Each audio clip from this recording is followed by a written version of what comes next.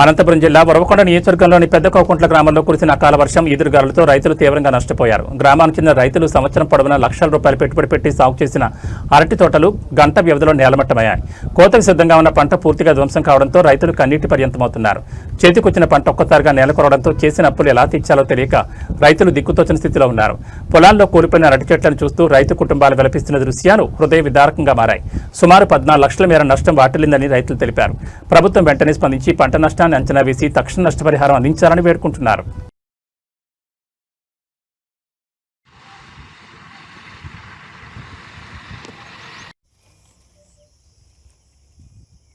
ఈ గోళలు ఇట్లా అన్ని టైట్ అంటే గోలంతా పడిపోయింది. ఈ పోతు రేపు పుట్టే టైట్ అంతా మొత్తం పడిపోయింది.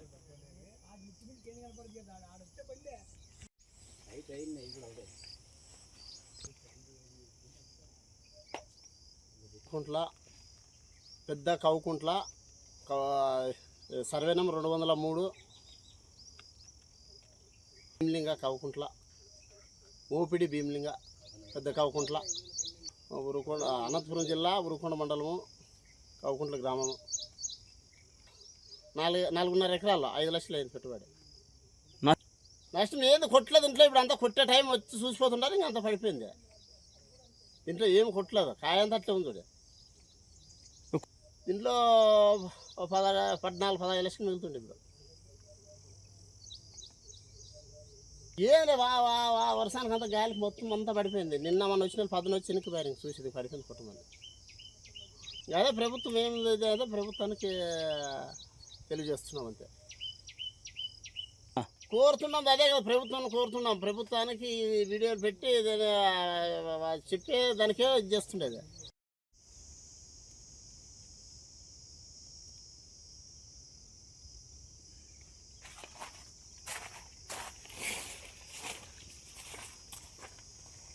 ఇక 5,012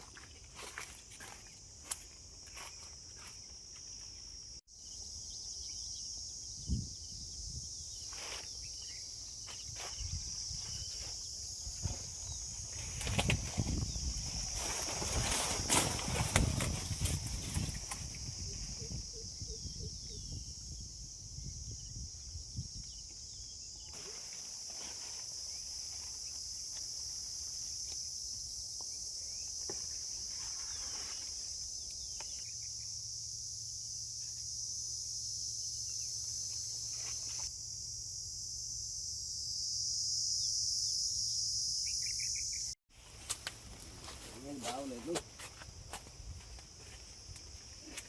పాటంతా పడింది.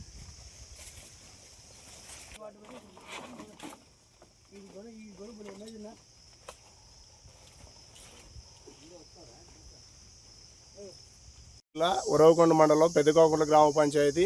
నా పేరు ధనుంజయ, రైతు. నేను 205 సర్వే నంబర్ 5 ఎకరాల పొలంలో నేను అరటి సాగు చేశాను.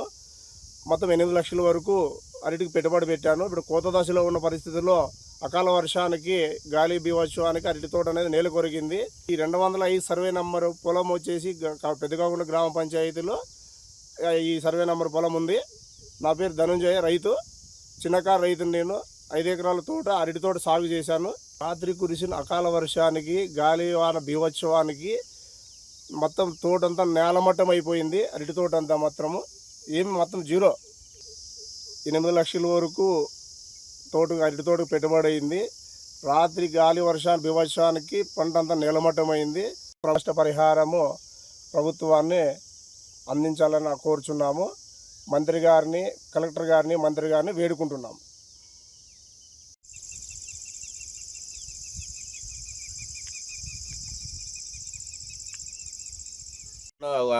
పెద్దకోకుంట్ల గ్రామము, ఉరుకొండ మండలము, అనంతపురం జిల్లా, సర్వే నంబర్ 175. నా పేరు సుబ్బరాయుడు సార్. నాది పేరు కుక్కల సుబ్బరాయుడు, కురవ సుబ్బరాయుడు సార్. నేను 170 సర్వే నంబరు, ఉరుకొండ మండలం, అనంతపురం జిల్లా, పెద్దకోకుంట్ల గ్రామము.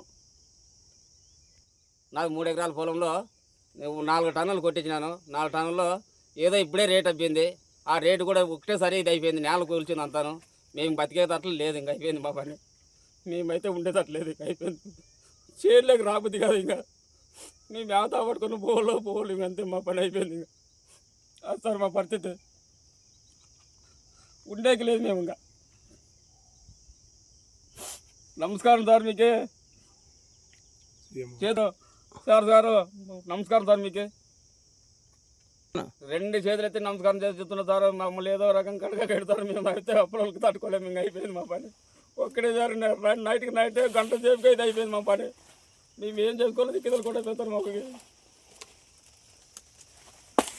మిగతా రైతులకు కూడా చెప్తున్నారు సార్, ఈ అరటి మాత్రం పెట్టుకోతాను సార్, ఏదన్నా కానీ ఉంటే ముందే పెట్టుకోండి ఆయన, ఇది మాత్రం చాలా తప్పు. ఒకటేసారి కూల్చిస్తుంది దేవుడు, మనం కాపాడు అయిపోయి మన పని. ఇంకా పొలం అమ్మతేనే అప్పులు తీరుతాయి, లేదంటే ఇదే పరిస్థితి కొనసాగుతా అప్పులలో వచ్చి మీద పడతారు, లేదంటే ఊరా నడిచాలో, లేదంటే 2 ఎకరాలు భూమాన్ని అమ్మ అప్పు కట్టాలి. అంటే భూమాన్ని అమ్మ కట్టాలి, లేదంటే ఊరేసుకున్నా సాయాలి, లేదంటే ముందాగానే సాయాలి. ఈ పరిస్థితి ఇప్పుడు ఉండే పొజిషన్లో.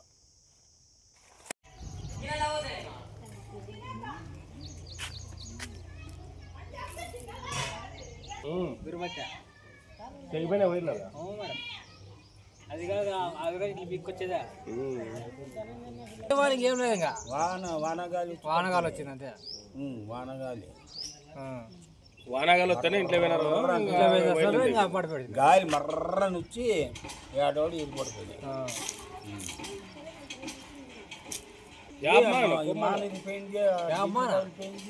పడిపోయింది, వైర్లన్నీ తెగిపోయినాయి, స్తంభాలు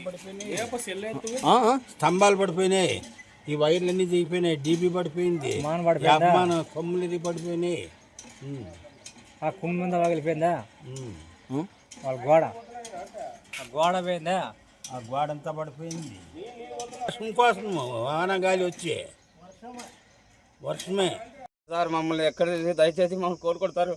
ఏది పిల్లలతో ఏడుతుంటారు, మేము మా పని అయిపోయింది సార్. మేము తట్టుకోలేము, మీద తాయి తాయాల్సిందే మా తయ్యలేదు. ఇంకా ఏం చేయాలో దిక్కుదలు కూడా అయిపోయింది. చేయలేకపోతే చేయలేకపోతుంది, అది ఇంట్లో ఉంటే ఇంట్లో ఉంటుంది, పైన రాత్రికి నిద్ర రాదు, అర్థంగా కూడా అయిపోతుంది. మాకు 10 లక్షలు అప్పుడు చేసుకున్నాను. ఇప్పుడు ఒకటేసారి తెల్లవారు 4 వచ్చేసింది, అర్థం కాకుండా అయిపోయింది మాకు. మమ్మల్ని ఎవరు కాపాడుతారో ఏం దిక్కుదలు కూడా. ఎట్లనే కానీ దయచేసి మీరే కాపాడుతారు మమ్మల్ని, లేకపోతే మేమే ఏదవుతూ గది తీసుకోవాల్సిందే అయిపోతుంది మాకు పరిస్థితి.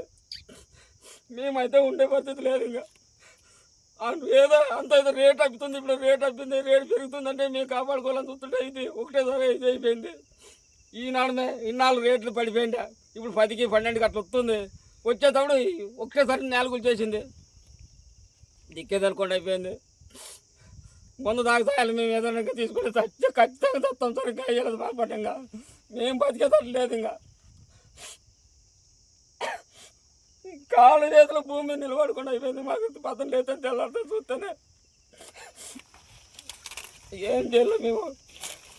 ఆ రకంగా ఎవరిని అడగాల, ఎవరికి అప్పులు చెప్పాలి, ఎవరు అప్పులలో కింద పడుతున్నారు.